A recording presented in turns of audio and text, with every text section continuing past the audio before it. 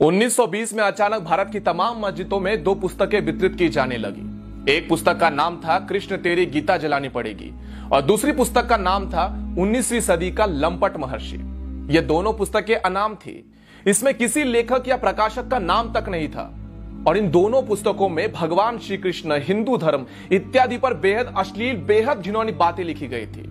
और इन पुस्तकों में तमाम देवी देवताओं के बाद इतने बेहद रेखा चित्र रेखाटे गए थे जिसे हिंदू अगर देख लेता तो उसका खून खौल के उठ जाता।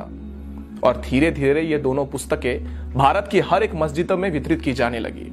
यह बात जब गांधी तक पहुंची तो गांधी ने इसे अभिव्यक्ति की स्वतंत्रता बताकर गौण कर दिया और कहा कि भारत में सबको अपने अपने विचार रखने का, अपने अपनी बातों को रखने का पूर्ण अधिकार है। फिर एक दिन अचानक 1923 में लाहौर स्थित राजपाल प्रकाशक के मालिक महाशय राजपाल जी ने एक पुस्तक प्रकाशित की जिसका नाम था रंगीला रसूल।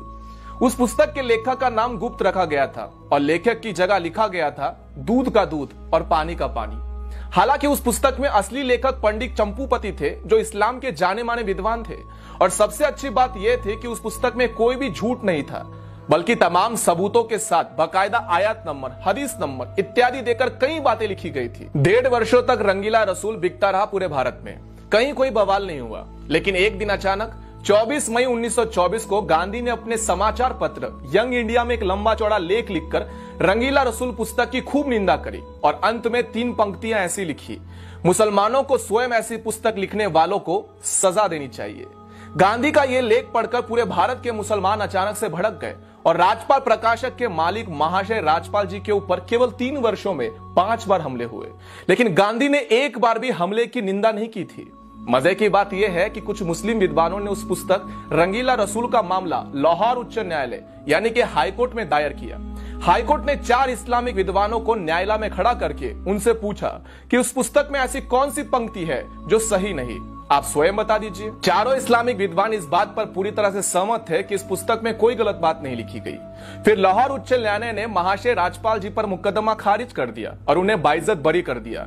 फिर उसके बाद 30 अगस्त 1924 को गांधी ने यंग इंडिया समाचार पत्र में एक और भड़काने वाला लेख लिखा और इस लेख में उन्होंने इशारों में ऐसा लिखा था कि जब व्यक्ति को न्यायालय से न्याय नहीं मिले तब उसे अपने आप प्रयास करके न्याय ले लेना चाहिए। उसके बाद महाशय राजपाल जी के ऊपर 2 बार और हमले का प्रयास हुआ और अंत में 6 अप्रैल 1929 का हमला जानलेवा साबित हुआ जिसमें मोहम्मद इल्म दीन नामक एक युवक ने गदा से महाशय राजपाल जी के ऊपर कई बार वार किए जिनसे उनकी मौत हो गई थी। जिस दिन उनकी हत्या हुई उसके 4 दिन बाद गांधी लाहौर में थे।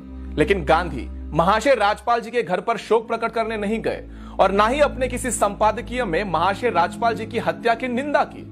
उसके बाद अंग्रेजों ने मुकदमा चलाकर मात्र 6 महीनों में महाशय राजपाल जी के हत्यारे इल्म दिल को फांसी सुना दी और वो भी इसलिए कि देश में हिंदू समाज जो था वो पूरी तरह से उबल रहा था और अंग्रेजों को लगा यदि उन्होंने जल्दी से फांसी नहीं दी तब अंग्रेजी शासन भी बर्खास्त हो जाएगा, खतरे में आ जाएगा।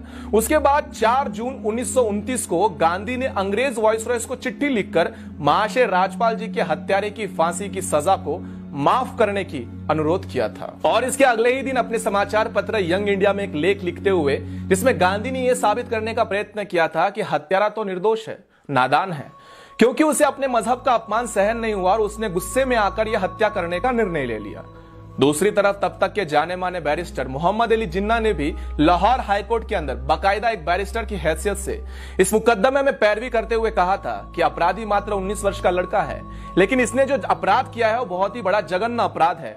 इसके अपराध को कम नहीं समझा जा सकता, लेकिन इसकी आयु को देखते हुए इसकी फांसी को सजा को उम्र कैद में बदल देना चाहिए या फिर इसे काले पानी में जेल में भेज देना चाहिए। लेकिन अंग्रेजों ने 31 अक्टूबर 1929 को महाशय राजपाल जी के हत्यारे मोहम्मद इल्म दीन को लाहौर जेल में फांसी पर चढ़ा दिया था।